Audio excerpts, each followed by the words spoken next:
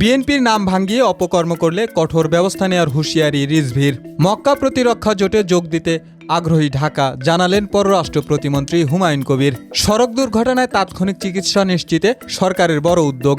রংপুরে 4 জনকে হত্যা, ময়নাতদন্তের রিপোর্টের সঙ্গে মিলছে না পুলিশের বক্তব্য। কার্যক্রম নিষিদ্ধ আওয়ামী লীগ নেতার বাড়ি দখল করে বিএনপি নেতা বহিষ্কার, এলাকায় মাইকিং। গ্রাম্য সালিশের সমাচ্যুত পুরো পরিবার, মসজিদ গমনেও করা নিষেধাজ্ঞা। হঠাৎ কেন রিলস বানাতে মন দিলেন মোদি? বেগম খালেদা জিয়ার সাজে চমক, ভিডিও ঘিরে আলোচনা। তৃতীয় বিয়ের গুঞ্জনে মুখ খুললেন অভিনেত্রী প্রভা। বিএনপির নাম ব্যবহার করে ব্যক্তি স্বার্থ অনিয়ম বা অপকর্ম করলে কঠোর সাংগঠনিক ব্যবস্থা নেওয়ার হুঁশিয়ারি দিয়েছেন দলটির ভারপ্রাপ্ত মহাসচিব রুহুল কবির রিজভী। 24শে আগস্ট শহীদ রাষ্ট্রপতি জিয়াউর রহমান ও সাবেক প্রধানমন্ত্রী বেগম খালেদা জিয়ার সমাধিতে শ্রদ্ধা নিবেদন শেষে সাংবাদিকদের সঙ্গে আলাপকালে তিনি জানান, দলীয় শৃঙ্খলা রক্ষা এখন বিএনপির অন্যতম প্রধান দায়িত্ব। কোনো অবস্থাতেই দলের মধ্যে শৃঙ্খলা ভঙ্গ বরদাস্ত করা হবে না। এ সময় আসন্ন স্থানীয় সরকার নির্বাচনকে সামনে রেখে নেতাকর্মীদের ঐক্যবদ্ধ থাকার এবং জনগণের কল্যাণের দায়িত্বশীল ভূমিকা পালনের আহ্বান জানান তিনি। মক্কা প্রতিরক্ষা জোটে যোগ দেওয়ার বিষয়ে বাংলাদেশের আগ্রহের কথা জানিয়েছেন পররাষ্ট্র প্রতিমন্ত্রী হুমায়ুন কবির। 24শে আগস্ট পররাষ্ট্র মন্ত্রণালয়ে সাংবাদিকদের এক প্রশ্নের জবাবে তিনি বলেন, বাংলাদেশ এ চুক্তি নিয়ে আগ্রহ প্রকাশ করছে। প্রতিমন্ত্রী জানান, পরিবর্তিত বৈশ্বিক অর্থনীতি, আঞ্চলিক ভূ রাজনীতি এবং দেশের নিজস্ব স্বার্থ বিবেচনা করে বাংলাদেশ এই জোটে যুক্ত হওয়ার সম্ভাবনা খতিয়ে দেখছে। বাংলাদেশ ফার্স্ট নীতির আলোকে একটি সুষম ও শক্তিশালী পররাষ্ট্রনীতি বজায় রেখে এই সিদ্ধান্ত নেওয়া হবে বলেও তিনি জানান। সড়ক দুর্ঘটনায় তাৎক্ষণিক চিকিৎসা নিশ্চিতে সরকারের বড় উদ্যোগ। স্বাস্থ্য প্রতিমন্ত্রী doctor M A Mohit MP জানান, সরকার মহাসড়কগুলিকে কেন্দ্র করে 24টি ট্রমা সেন্টার চালু করার উদ্যোগ নিয়েছে। এই ট্রমা সেন্টারগুলো দ্রুতই অ্যাক্সিডেন্ট অ্যান্ড ইমার্জেন্সি সেন্টার হিসেবে কাজ করবে। ভবিষ্যতে অ্যাক্সিডেন্ট ইমার্জেন্সি সেন্টার, অ্যাম্বুলেন্স এবং মোটরসাইকেলের মাধ্যমে আসা প্রশিক্ষিত স্বেচ্ছাসেবকদের এই নেটওয়ার্কটি স্বাস্থ্য ব্যবস্থা নিয়মিত অংশ হিসেবে পরিচালিত হবে।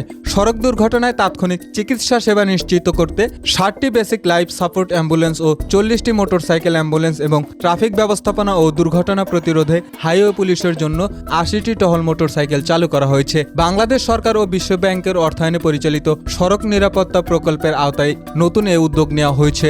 রংপুরে অবসরপ্রাপ্ত শিক্ষক গণপতি চক্রবর্তী ও তার পরিবারের 4 সদস্য হত্যার ঘটনায় পুলিশের বক্তব্যের সঙ্গে ময়নাতদন্ত প্রতিবেদনের কিছু তথ্যের অমিল পাওয়া গেছে।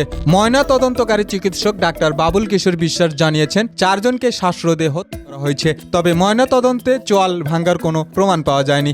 লাশে অ্যাসিড ব্যবহারেরও প্রমাণ মেলেনি বলে তিনি জানান। এর আগে পুলিশ দাবি করেছিল, আগামী চক্রবর্তীর গলা ও মুখে রশি পেঁচিয়ে টানার কারণে চোখ বেরিয়ে আসে এবং চোয়াল ভেঙে যায়। কার্যক্রম নিষিদ্ধ আওয়ামী লীগ নেতার বাড়ি দখল করে বিএনপি নেতা বহিষ্কার। এলাকায় মাইকিং করার ঘটনাটি দেশজুড়ে ব্যাপক চাঞ্চল্যের সৃষ্টি করেছে। জয়পুরহাটের আক্কেলপুর উপজেলার রায়কালী ইউনিয়ন বিএনপির যুগ্ম সাধারণ সম্পাদক মিজানুর রহমান বাবুর বিরুদ্ধে নিষিদ্ধ ঘোষিত আওয়ামী লীগের স্থানীয় নেতার বাড়ি অবৈধভাবে দখলের অভিযোগ ওঠে। দলটির হাইকমান্ডের করা নির্দেশনা অমান্য করা এবং সাংগঠনিক শৃঙ্খলা ভঙ্গের কারণে তাকে স্থায়ীভাবে বহিষ্কার করা হয়। সাধারণ মানুষকে এই কঠোর সিদ্ধান্তের কথা জানাতে সোমবার পুরো এলাকায় মাইকিং করা হয়। বিএনপি নেতারা সাফ জানিয়েছেন, কোনো ধরনের অন্যায়, দখলবাজি ও অপকর্মের সঙ্গে দল আপোষ করবে না। গ্রাম্য সালিশের সমাচ্যুত পুরো পরিবার, মসজিদ গমনেও করা নিষেধাজ্ঞার জারির ঘটনাটি ঘটেছে ফরিদপুরের আলফাডাঙ্গা পৌর এলাকায়। জমি সংক্রান্ত বিরোধের জেরে একটি সালিশ বৈঠকে স্থানীয় মোড়লদের না জানিয়ে বহিরাগত লোক নিয়ে আসার অভিযোগে এই অমানবিক সিদ্ধান্ত নেন স্থানীয় সমাজপতি আবুল সরকার ও তার অনুসারীরা। এতে করে ভুক্তভোগী পরিবারটি চরম নিরাপত্তাহীনতায় একঘরে হয়ে দিন কাটাচ্ছে এবং অন্য গ্রামে গিয়ে নামাজ পড়তে বাধ্য হচ্ছে। মানবাধিকার পরিপন্থী এই ঘটনার তীব্র নিন্দা জানিয়েছেন স্থানীয় বিএনপি নেতৃবৃন্দ। পুলিশ প্রশাসন জানিয়েছে, লিখিত অভিযোগ পেলে আইন অনুযায়ী তাদের বিরুদ্ধে দ্রুত কঠোর আইনি ব্যবস্থা নেওয়া হবে। হঠাৎ রিলস বানাতে ব্যস্ত হয়ে পড়েছেন ভারতের প্রধানমন্ত্রী নরেন্দ্র মোদী। ককরোচ জনতা পার্টির আন্দোলনের ফলে তরুণদের কাছে ধরাশয়ী হওয়ার পর এবার তরুণদের মন পেতে ইনস্টাগ্রামে ব্যক্তিগত ও সচেতনতামূলক ভিডিও প্রকাশ করছেন তিনি।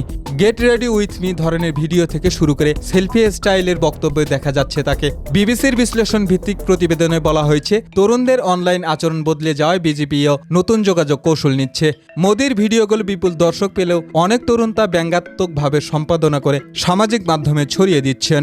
প্রয়াত বিএনপি চেয়ারপারসন ও সাবেক প্রধানমন্ত্রী বেগম খালেদা জিয়ার সাজে হাজির হয়ে সামাজিক যোগাযোগ মাধ্যমে আলোচনায় এসেছেন অভিনেত্রী রুকাইয়া জাহান চমক। নিজের blog series discovering Bangladesh with চমক এর দ্বিতীয় সিজনের 19তম পর্বে তিনি খালেদা জিয়ার চরিত্রের সাজে ক্যামেরার সামনে হাজির হন। ভিডিওটির নাম দেওয়া হয়েছে বেগম খালেদা জিয়া। হালকা রঙের প্রিন্টের শাড়ি, গলায় মুক্তার মালা ও চোখে সানগ্লাসে তাকে দেখা যায়।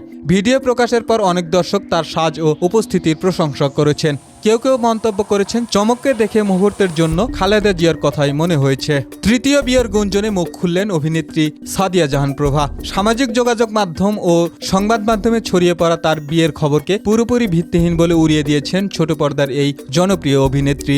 তিনি জানান, এসব তথ্য সত্য নয়। সম্প্রতি দেশের একাধিক গণমাধ্যমে খবর ছড়িয়ে পড়ে যুক্তরাষ্ট্র প্রবাসী ও তার চেয়ে বয়সের ছোট এক যুবকের সঙ্গে বিবাহ বন্ধনে আবদ্ধ হয়েছেন প্রভা। এবার সেই গুঞ্জনে নিজের অবস্থান পরিষ্কার করলেন এই অভিনেত্রী।